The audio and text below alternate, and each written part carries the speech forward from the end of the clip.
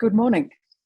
I'm Judyth Sachs. I'm the Chief Academic Officer from Studiosity, and I wish to acknowledge that I'm hosting this online conversation at the ANU from the lands of the Ngunnawal and the Ngambri people of the Canberra region. I acknowledge the traditional owners of the various lands on which you all work today and the Aboriginal and Torres Strait Islander people participating in this meeting. I pay my respects to elders past, present, and celebrate the diversity of Aboriginal and First Nations peoples and their ongoing cultures and connections to the lands and the waters of the ACT and elsewhere in Australia and overseas. I'm having problems with technology today, so please bear with me.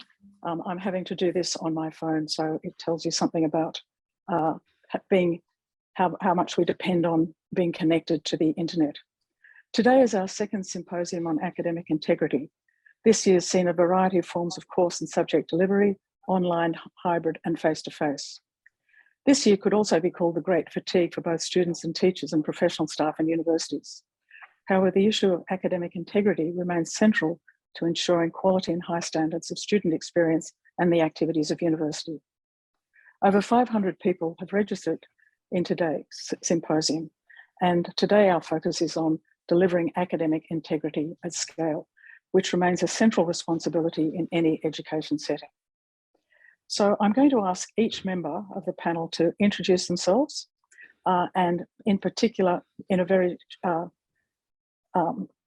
concise way, what expertise and experience that they bring to this.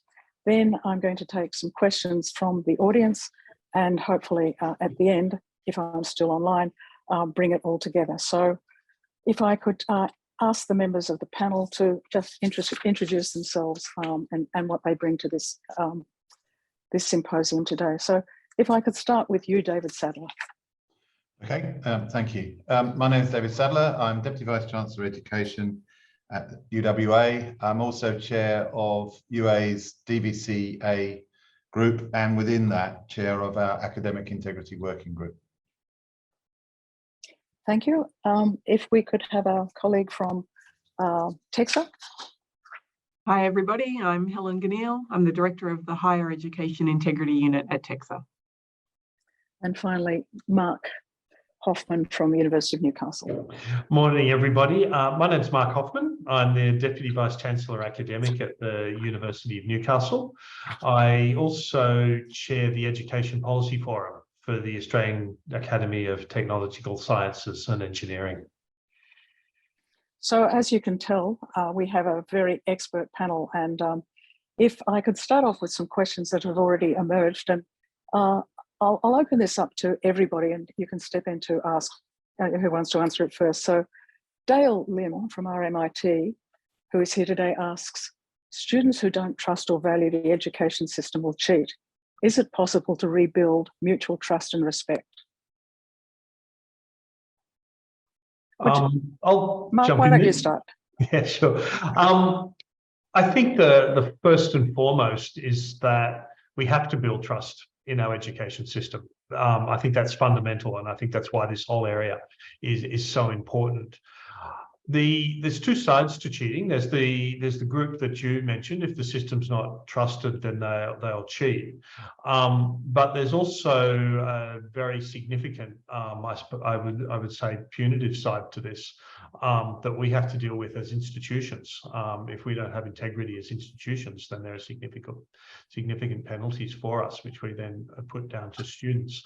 But I do like the premise of your question, because it says that we need to build trust and in our system, and we need to make our students feel valued and acknowledge that the vast majority of students do the right thing. And we just need to make sure that every student feels confident that they'll be treated fairly.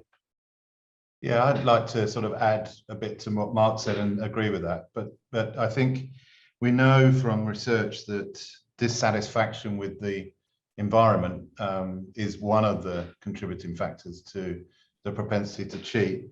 We also know from the quilt that learner engagement across the sector is one of the lower rated areas. There are multiple reasons why that should and can be improved. And then, if you like, how we might engage our students perhaps especially in the co-curricular space, might actually build more confidence and more trust, and actually shy us away from things like academic integrity opportunity, or lack of opportunity, presumably.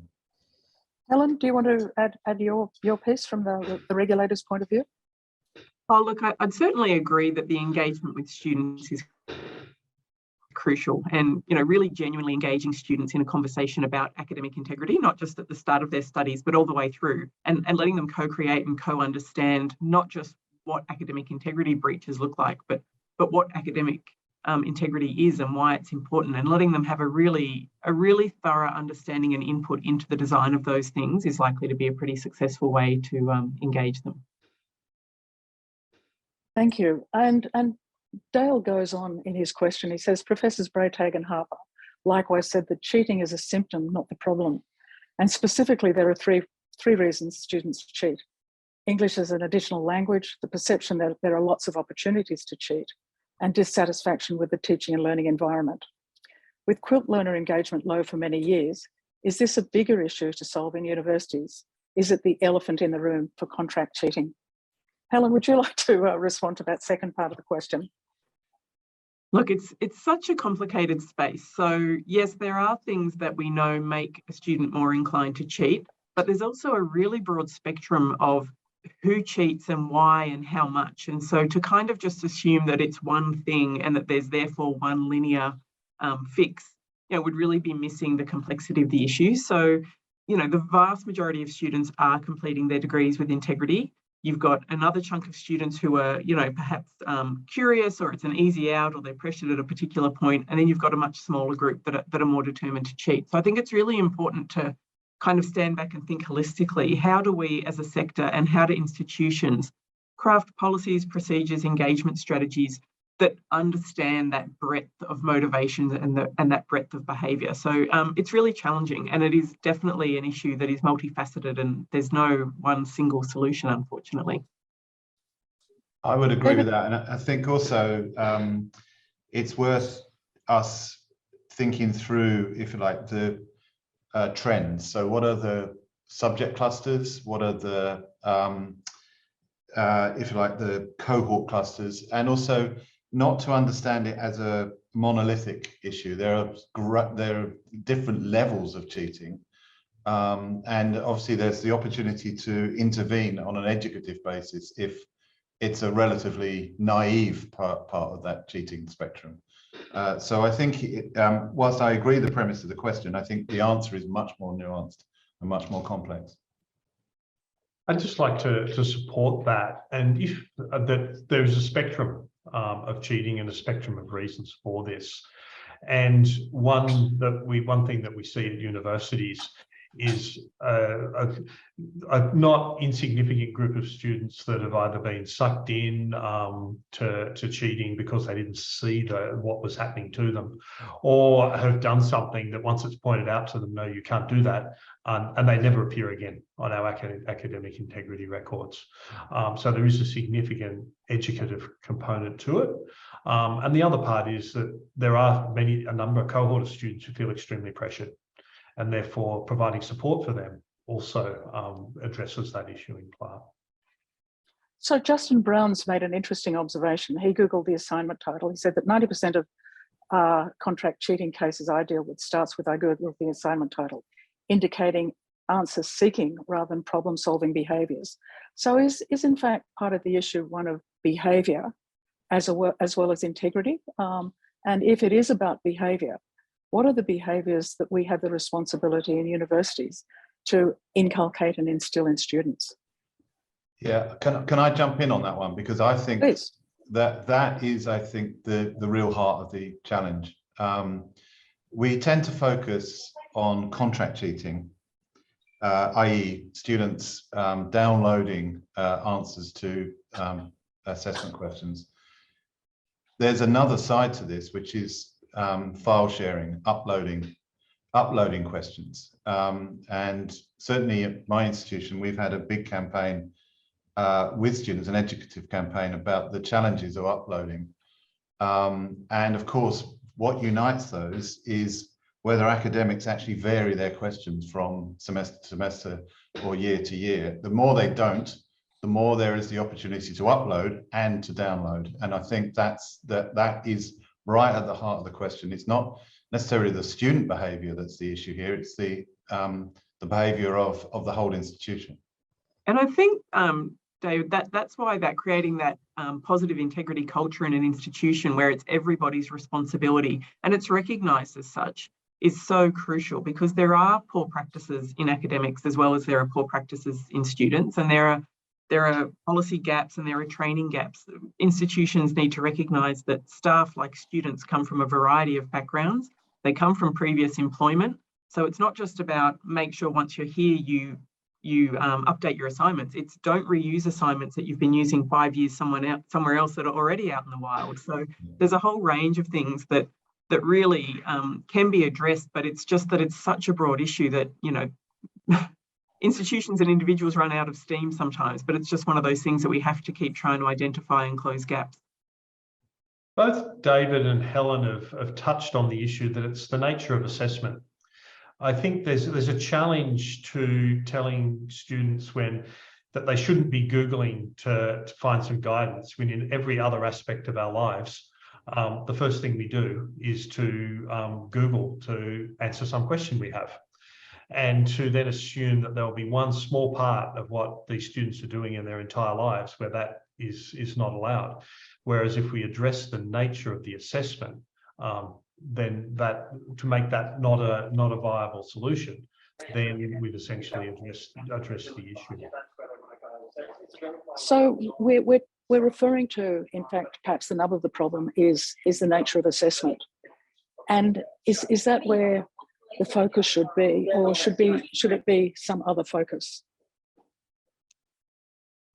I'd say that there's two approaches being taken. One is essentially to continually try and win the arms race of technology on cheating. And by the nature of arms races, you will always be somewhat behind. The other way of doing this is to get to the front of the curve and look at means of assessment whereby the tools that are a part of the arms race are no longer useful. Yeah, I would agree with that, and I think no one approach is foolproof. So it has to be a complex ecosystem. The educative, the assessment, and even some of the sanctions processes, if you like, maybe reduce the incidences or de-emphasize the opportunity. The technological interventions and other interventions are about detection of something that's already happened. So I think what we have to understand that there are multiple levers, none of which are perfect in and of themselves. Yeah, and I think we do have to keep doing both. I mean, you see that at the institutional level. Yes, it's really important to educate students and equip them at the start of their journey, but it's also important to take action where a student has breached academic integrity policy. So it's a bit the same on a sector scale. I mean, yes, we can keep trying to address the demand for cheating services, but I think there is a role for trying to address the supply of them as well. And I think, you know, the assessment conversation is really crucial, but a few things that can sometimes get overlooked is, you know, it's a bit easy to say if it was authentic assessment, students wouldn't cheat. We've yet to find something that has never been cheated. I mean, students cheated well before there was technology. Students impersonated each other in exams. So there's nothing that's actually completely 100% cheat proof. And to imagine there is, again, it ignores the bigger question about the positive integrity culture and why students should be practicing with integrity and why that matters as they enter their professional career. So is this also a socialising aspect of students? It shouldn't happen just at universities, it should start in schools. And part of that socialisation is, in fact, honesty and integrity are a core part of civic life. So is that where we need to start, Helen? And if so, what ideas do you have? And then David, and you might like to make an input too. But what part do we have to actually, we're seeing the symptom in universities, but it's starting elsewhere. Yeah, I think that's true. And I think, you know, we should recognise that the divide between tertiary and secondary is an artificial divide. It's how we parcel up our education system, but it's really about a continuum of learning for the individual. And so I think those sectors, do need to be interconnected. And I think, certainly from the government level, increasingly, that's what we're trying to do. We're trying to reach out more and make sure that the initiatives that we have are understood and where useful, adopted, and similarly finding out what is actually already happening in the primary and secondary sectors that we can build upon. Because as you say, they don't just come to us, they come to us with that entire 12 years already ingrained. And the competitive nature of, people say, well, if university wasn't so competitive, people wouldn't cheat, but society's competitive. Students are being, indoctrinated into cheating in a whole range of, settings from a very young age. Yeah, I think that's right. I think, we have to understand that both legitimately and illegitimately, everybody seeks a kind of graduate advantage. And so my sense is understanding the higher education sector sits in a complex ecosystem. So there's the students we receive from the high school and who have had 12 years of education, but there's also the ecosystem of higher education. So we've all got pathway colleges, we've got Transnational. All of that needs to be reflected, I think, in this culture of integrity. And Mark, I think earlier made the point that that's an institutional culture that needs to actually overlay all of the specific initiatives that we then do to challenge bad practices around academic integrity. Yeah, I just support that. We can't take people from other places and then suddenly put a different bar onto academic integrity. It's a education ecosystem, and there are many pathways. And the premise of the initial question, I think, is quite right. We do still get a large proportion of our students out of the high school system, and it would be good to have a consistency in messaging between what universities expect and what's expected in secondary education and the various pathways. And then we have our own internal processes for students who come through out of systems, such international students, that it's less easy to control. So I'd like to now move on to another question. And Helen, I'd like to really get a sense from you, because you're the TEQSA person. The government TEQSA legislation has kicked off blocking several websites. What's next? We have questions about whether there is more to do regarding cheating sites advertising. Are there indicators that it's working, and will this probably? You're breaking up a bit, Judyth, but I think I've got the essence of the question. So look, my higher education integrity unit that I lead does have the responsibility within TEQSA of enforcing and enacting the government's anti-cheating legislation, which targets the providers of cheating services, not the students. So so far we've blocked 42 of the most popular essay writing bespoke essay services, and actually, well, spoiler alert, 3 hours early, but at 2 p.m. the media release will go out saying we've just blocked another 110, which are the next biggest one. So that's 150 sites now. We do a lot of web traffic analytics so that we can see what's happening, and it's helping us really target our approach. So although there's far more sites than that out there, the 150 sites that we've now blocked make up over 70% of all Australian traffic to those kinds of sites. So it is a targeted approach, but we absolutely recognise that this isn't a problem you can just legislate your way out of. It's not something that this will solve in and of itself, but we think that the alternative of allowing these businesses to just operate in plain sight is really unacceptable. And I think that the government having this legislation and us following through and taking action makes it easier for institutions to message to students that these services are not just distasteful, they are illegal under Australian law and you should not use them. Helen, there's a whole conversation going on about what's happening in high schools, and that in fact, high schools seem to be rife with some of this bad behaviour. Does TEQSA have any oversight over what's happening in schooling?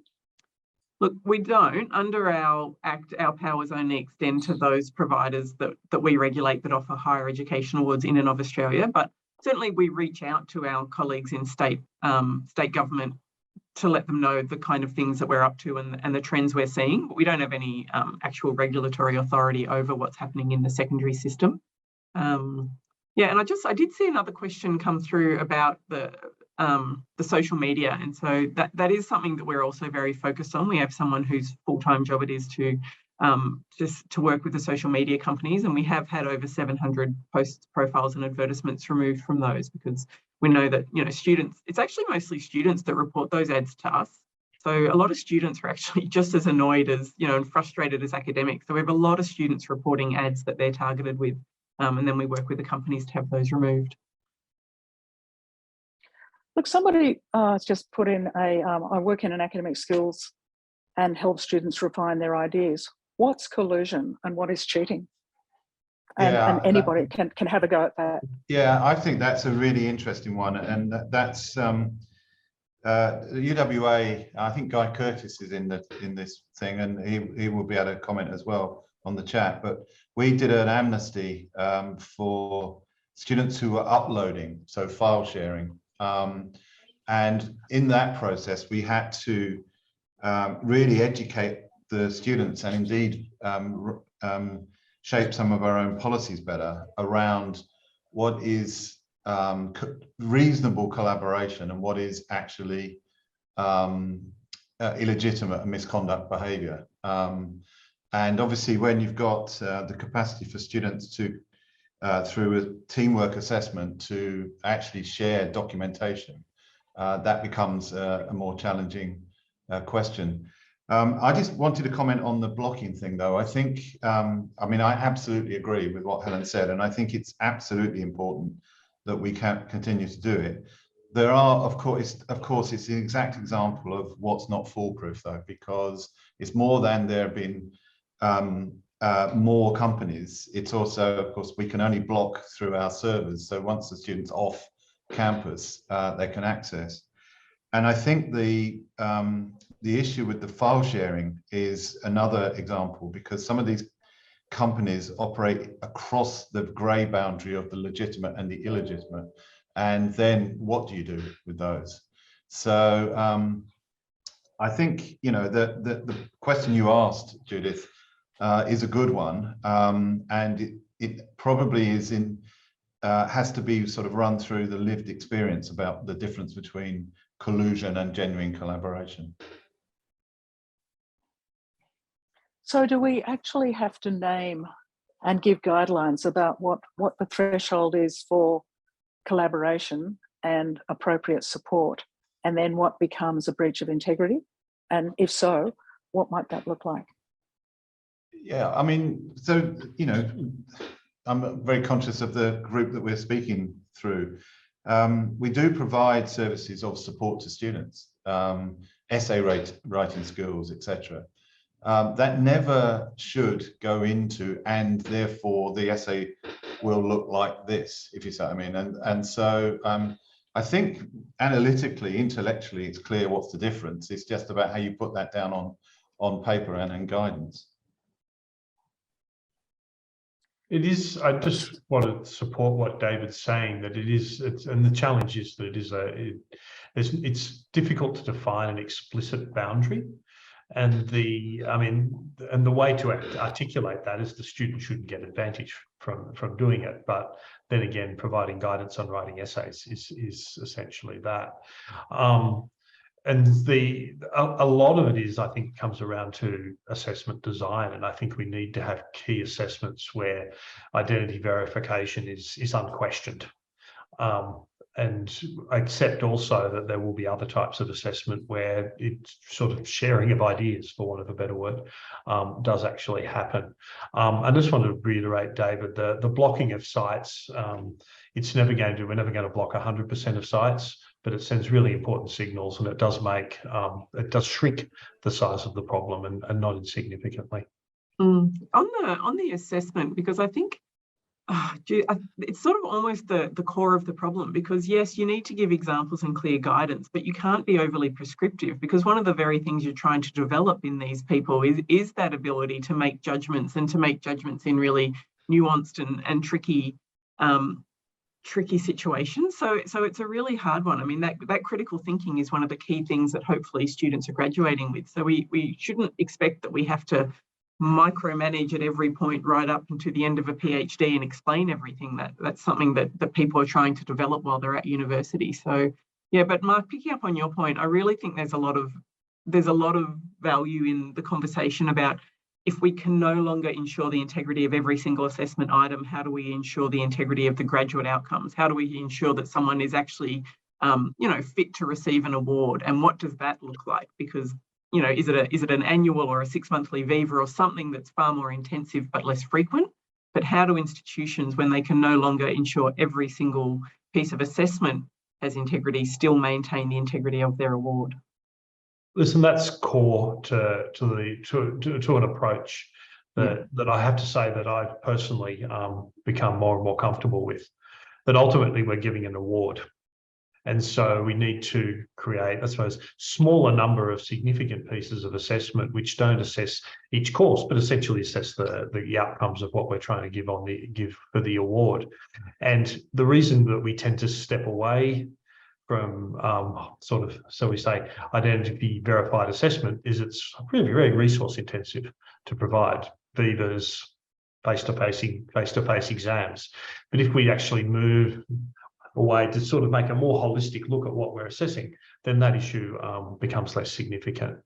And certainly, and it was in the chat as well, we found that vivas are actually a very effective way of addressing assessment when there's issues in question, and also to essentially provide a quality check.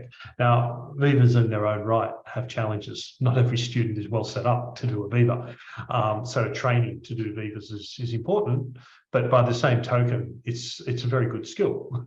Once you graduate, being able to present what you know let's face it, a pressured situation is an important skill. So we just need to be careful about how we actually provide explicit grading on a viva type assessment, as distinct from whether the student understands the content or not. Yeah, and I think, when people move the conversation to, if we just went back to face-to-face exams, we'd never have problems again. There are very good pedagogical reasons why we moved away from just doing that. Yeah. And we shouldn't let assessment security completely trump pedagogy. Yeah, and face-to-face exams are not foolproof either. So we don't solve that problem either.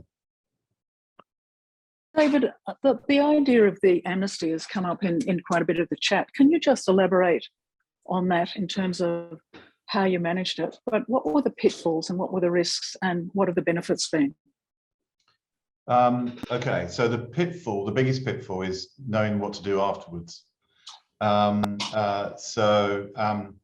What we did, we recognized that we were getting a growing number of academics having problems in that their work was being uploaded onto some of these sharing sites, and then it gets really challenging in terms of the takedown policies. So we put some effort into central support for takedown as well, so the request to companies to take down. But working with our student guild, we went on a bit of a campaign of education around file sharing. And in that, obviously, tried to do our best in terms of looking at the legitimate versus illegitimate boundaries. Then announced a period of amnesty where students who had done it would not face penalty. And then after the period of amnesty, obviously the full force of the student misconduct policy would apply. But the justification for that full force applying is we gave them the opportunity to tell us they'd done it, and that we had, if you like, provided much stronger education campaign. So it was an educationally driven policy, if you like, around it. The challenge has come, and we had lots and lots of students actually declare, and lots of students ask whether this was legitimate or illegitimate, which was a very good conversation.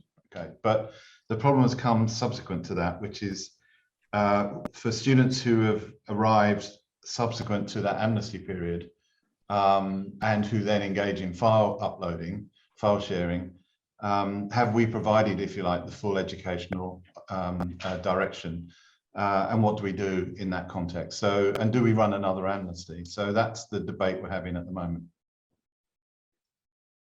Do any of the other members of the panel want to comment on what might be happening in both their experience and practice? We found that when we start doing random vivas, that it's actually a surprisingly low proportion of students that were cheating.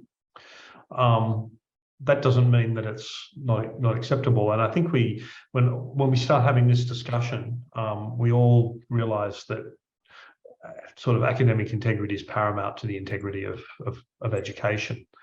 But we also need to nuance it that the vast majority of students are in fact doing the right thing, and we can't be treating everyone as a criminal. And so this becomes, I think this is actually one of our challenges. A positive, supportive environment is not one that sort of puts in place that you're assuming everyone's a criminal. And so this is a challenge to essentially walk quietly but have a very big stick. And that means also that you need to have good detection methods and be providing good assessment. Okay. Look, let's move on to the impact on staff. So there are some questions about the role and impact on staff of integrity initiatives. Are staff on the front line for cheating defences to preserve the brand equity of Australian higher education? Or as we are here today to discuss, are the policy level and holistic initiatives that can put institutions on the front foot? So is it at the behest of individuals, or is it at the behest and the responsibility of institutions themselves? Mark, do you want to have a go? I'll start. Listen, it's both. Certainly, you have to have the policy framework to support whatever you're doing at a university level. But the policies will ultimately be implemented by the teaching staff. They're the ones who are going to do a lot of the detection. And we need to be supporting them because we do recognise that detecting and addressing integrity issues is challenging. It's emotionally challenging for staff. It's time challenging. So we need to. It's both. It's both policy and it's also staff training and staff support. Yeah, I would agree with that. And I think one thing that we're here trying to do is to train and empower a network of school-based academic integrity officers, if you like, that can work with unit coordinators, can work with staff. And that has multiple benefits. I think it shares the stress and the burden, but it also allows a greater consistency of reporting. So I think it is a problem. It's been a problem forever. I mean, you know, so before contract cheating, just standard plagiarism was an issue for every academic to chase down, and so this is not a new problem, but how we provide the supportive environment to our students and to our staff, I think, is a key piece. Yeah, the environment's key, and removing the irritants for academics. So, you know, again, it's very multifaceted, but there's stuff that we know because academics tell us and say in the literature that institutions don't do well, that discourages them. So the work's not valued, they don't feel supported to follow it up, the policy's not clear, the reporting system is clunky or manual, they never get told what happens in response once it goes centrally. So these are irritants and they add up and they matter. So I think institutions have a role in trying to reduce those irritating factors for academics. Academics absolutely have a role, and you know, it's a question of integrity for them as well. It's their personal integrity to say, okay, this is time consuming, but I really believe this student cheated. I have a responsibility to follow up on it. So it's all of those things, and everyone, you know, TEQSA, government, institutions, governing bodies, academic boards, you know, everyone has a role in this. Everyone has responsibilities, and that does include students. I don't think we should not be afraid to say that students also have responsibilities. I mean, we just need to look at the fact that no student wants to be in a course where it's known that people cheat, and no lecturer wants the reputation out that people are cheating in their course and getting away with it. So there's a comment here that says academics are time poor, under pressure, etc. meaning they may ignore breaches of academic integrity, and research shows this is the case. So how do we manage that sort of structural workload issue around the broader cultural, political issues within the institution? Mark, do you want to have a go? I'm actually going to refer back to Helen there, because she essentially addressed it, that we need to get rid of the irritant factor, because it's the irritant factor and that extra bit of work that will cause people, when they're pressured, to gloss over it. So it's as David said, we've also got sort of integrity advisors now based in every school, and that's been transformational, because they can then become a go-to person to answer the question, and also they're allocated space to provide support. And we need to acknowledge this, that it's a part of the role of a lecturer. And just as we support lecturers to do many other parts of their activity, we need to be supporting them to do this as well. David, do you want to make a comment? No, well, I think in a way it is what I previously said. I think Helen's absolutely spot on when she talked about the irritants, because I think irritation with what happens to the academic or the casual member of staff if they dare to sort of report something, what happens to the information after that, the kind of workload that's involved in chasing things down. These are definite irritations and problems. So how we provide direction in terms of why we're doing this, how we mitigate in terms of the numbers of cases by educational policy, and then I think how we provide school-based resources such as academic integrity officers are part of that kind of response. It's not going to go away. So that's the issue. It's just how we manage this better. Can we move on to the general area of artificial intelligence? And is the sector prepared for the continued growth in the sophistication of what artificial intelligence can do, ahead of technology or work with it? And Mark, you and I had a brief conversation about this the other day, so can I ask you first?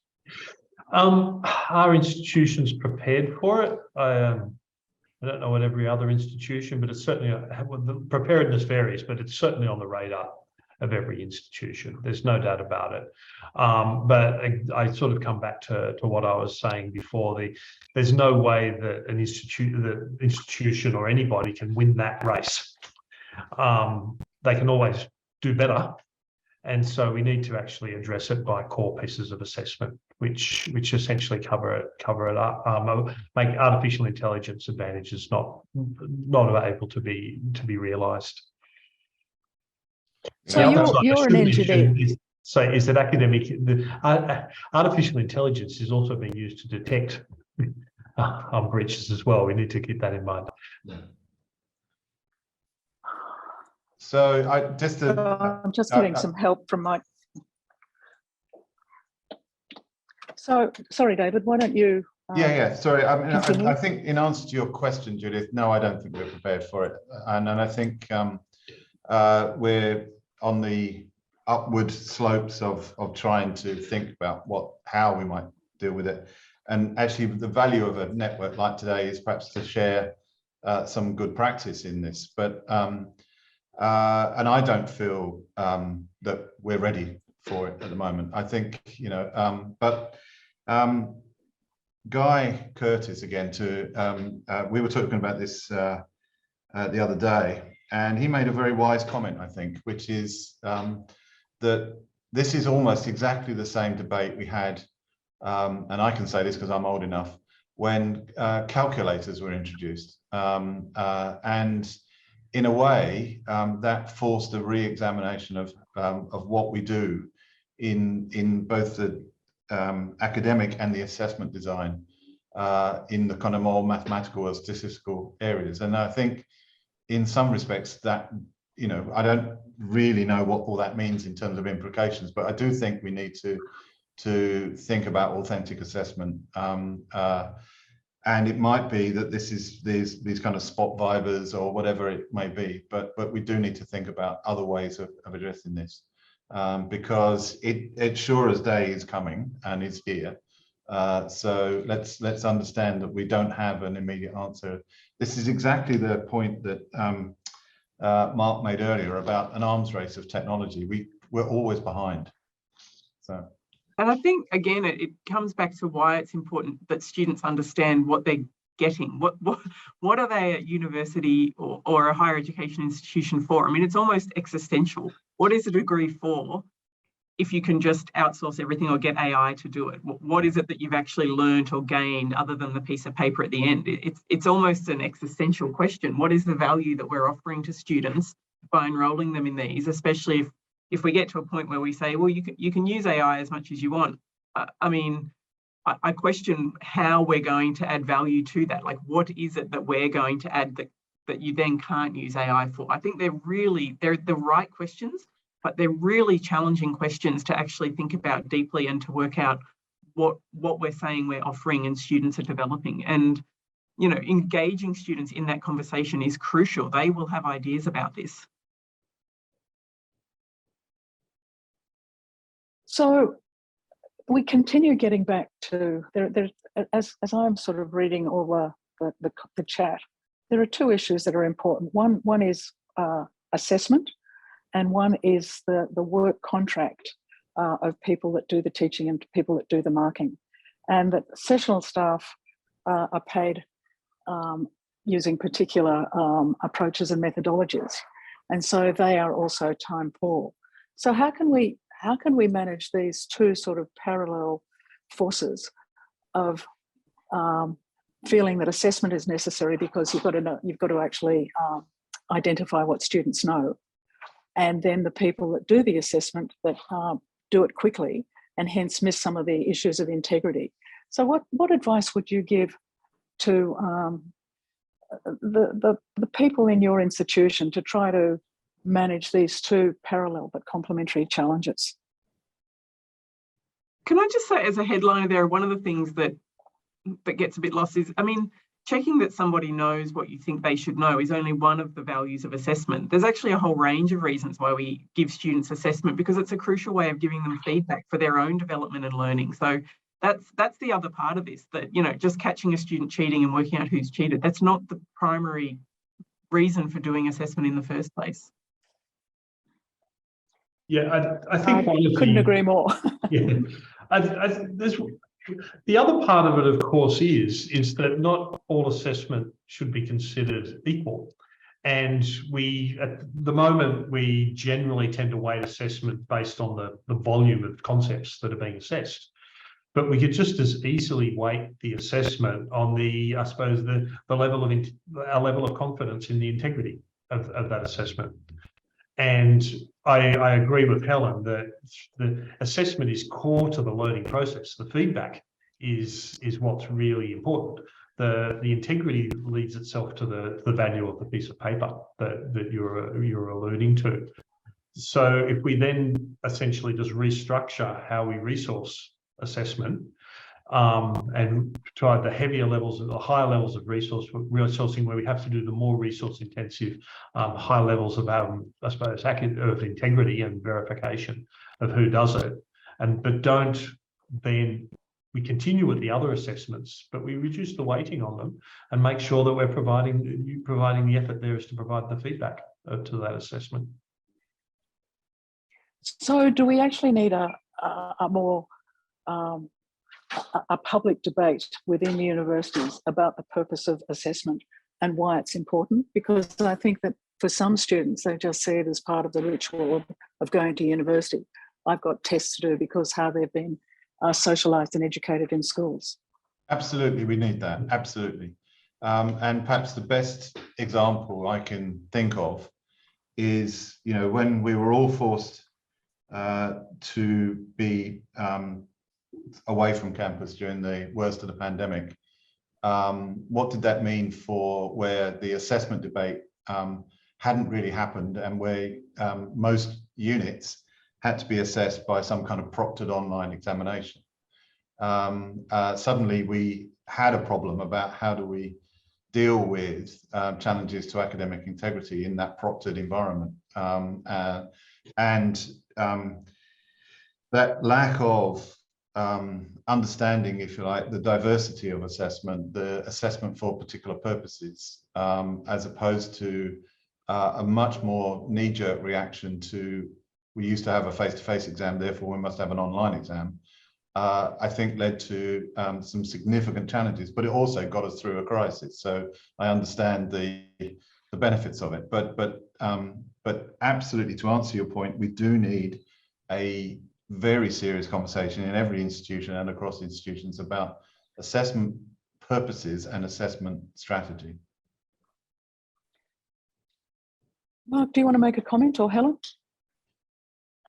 I agree with everything David says there. And there's not a deep understanding of what assessment's about. Assessment is a part of learning. Feedback on what you do and then improvement is the way we learn many things outside of university and in life in general.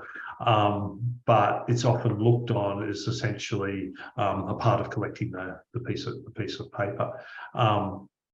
Whether I mean, David mentioned students. I actually think it's actually a very important piece to have a discussion to have with staff as well. Helen? No, just completely agree. And I think, you know, from the institutional point of view, that comes back to, well, how well are we supporting this process? If our academics don't have a really solid understanding about assessment theory and pedagogy, how are we bridging that gap? What are the kind of mechanisms that we're going to put in place to promote the conversation and the questioning and support the actions that come out of it? Look, as you're all talking, I'm thinking of the role of academic governance, and the academic board or academic senate has a significant role in any institution, in universities, to sustain academic quality and standards. What role do you think the academic board should have in starting to bring forth these sorts of debates about the future and the form of assessment? In most institutions, I think it's the pivotal group. I mean, that is the place where all academic issues essentially come together. We often look at it as essentially it's set up very often as a governance mechanism, but whereby it's essentially the gatekeeper at the top of the pyramid. But when we look at the composition of academic boards, it's very important for strategy development, because policies need to follow strategy.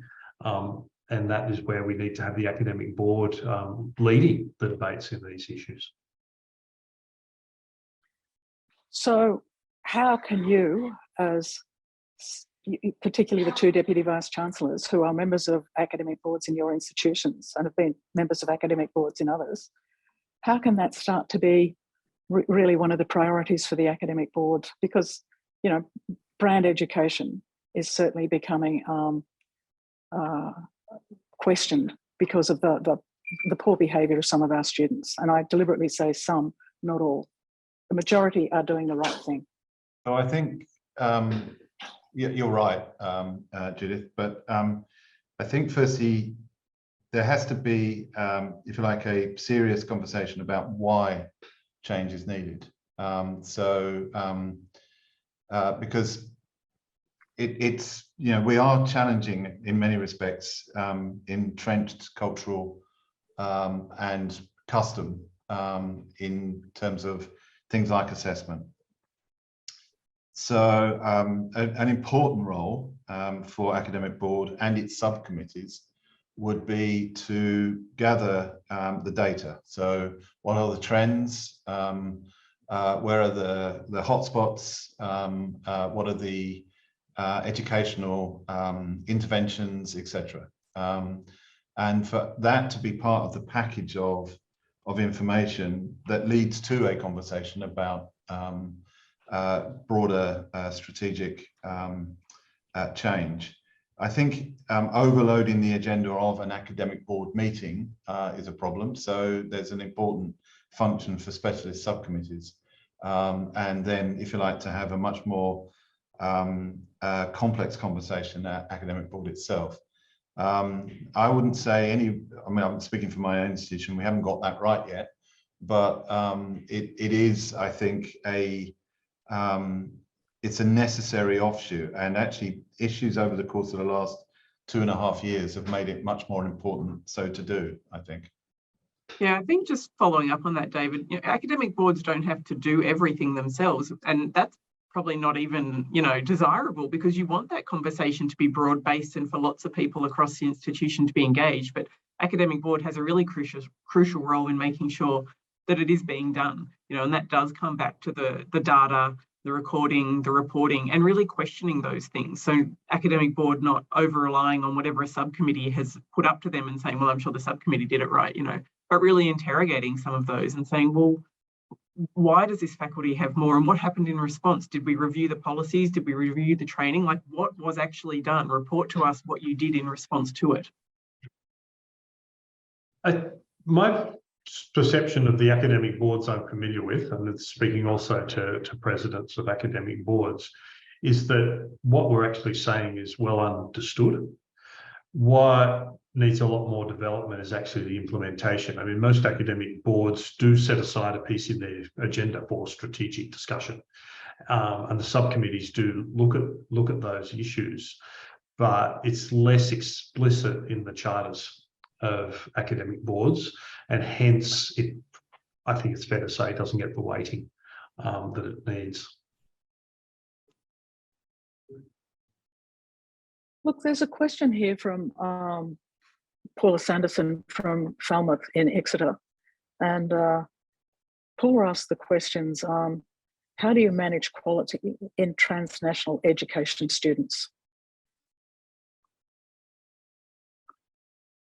And I know Paula, and so this is clearly an issue that she's having to manage at the moment, but I think others would probably be managing it who are dealing with lots of transnational students. So any suggestions that you might like to give to Paula in terms of to manage transnational education students?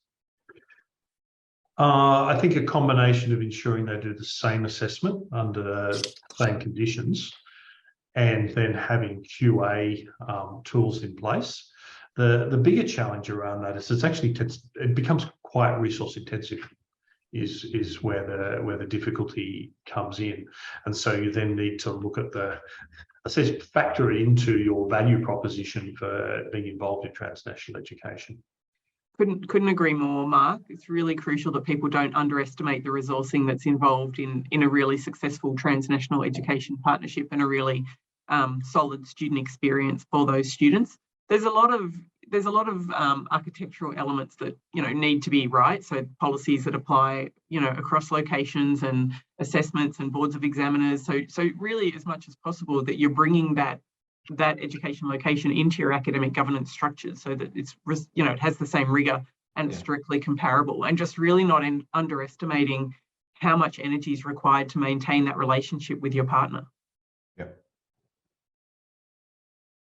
There's another question, and it's about reporting, and it's come up several times. And do you think that the reporting of breaches of academic integrity within an institution, but also reporting it to TEQSA, does have a deterrent, or is it just becomes one of the many rituals of verification around quality and standards? So I would try a bit of an anecdotal answer to that question. We have a system whereby there's a automated kind of system whereby the cases are uploaded, and then of course we look at the trends. I'm much more interested, and we've asked many more questions where there are very low numbers being reported,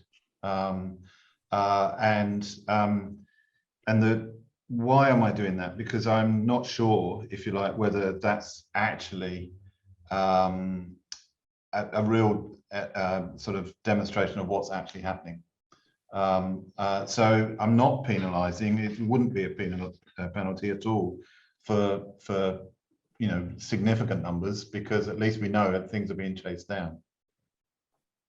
I just wanted to essentially back up what David said. It's lower levels of reporting, particularly of low levels of breach. That is very often the significant red flag, because the low levels of breach and addressing those is one of the most powerful ways of addressing the larger problem. And what tends to be required for formal reporting is very often the higher breaches, sort of whereas if provided the sort of reporting for low levels of breaching comes into the system, it becomes a lot more constructive process.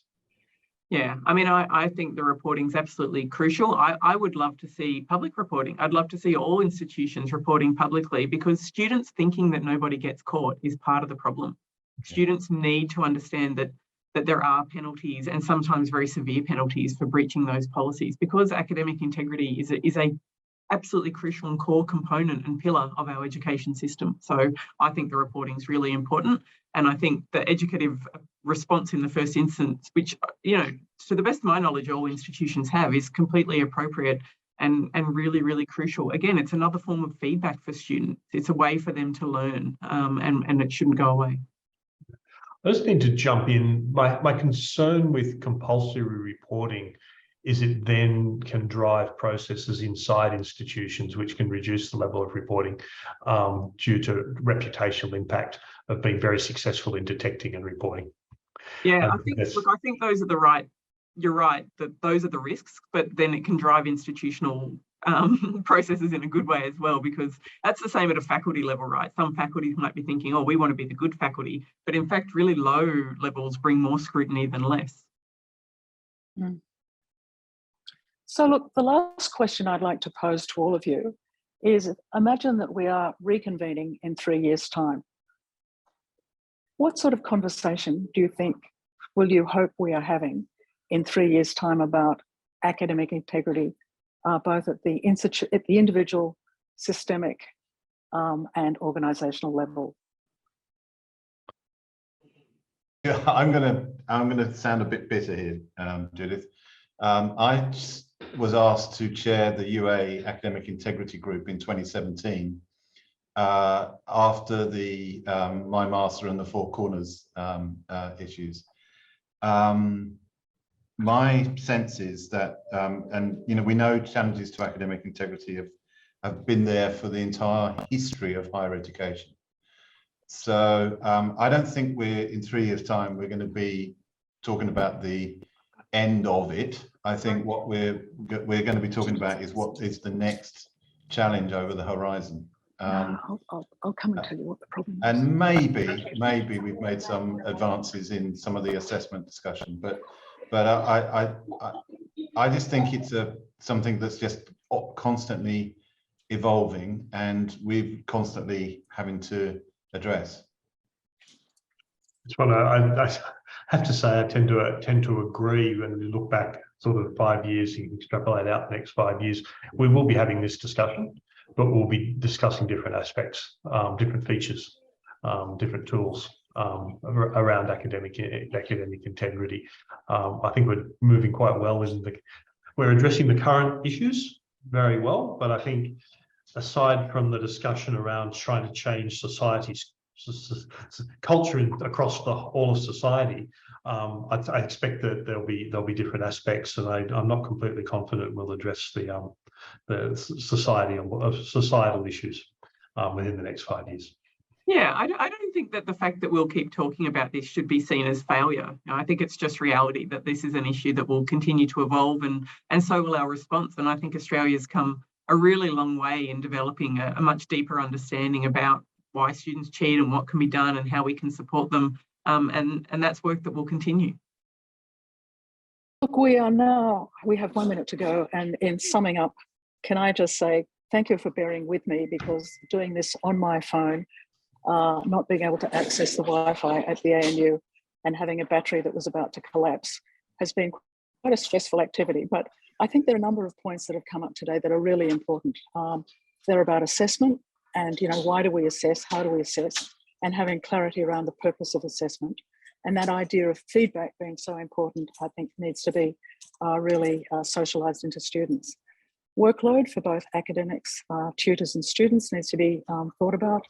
Reporting both as a way to measure the quality and standards, but also perhaps hopefully as a disincentive. And also technology, artificial intelligence is both a burden but also an enabler. So how can we make sure that in fact the enabling aspect of AI is not something that compromises issues of academic integrity? And finally, thank you to the three speakers who were really engaged, candid and thoughtful in your responses. And as somebody wrote, an hour is not long enough for this really important topic, but I think we have traversed all those issues that I just summed up before, and it's just been a really terrific hour that I've spent with you today, albeit very stressful. So thank you all, and keep on the lookout for our next webinar and symposium. Thanks very much. Thank you.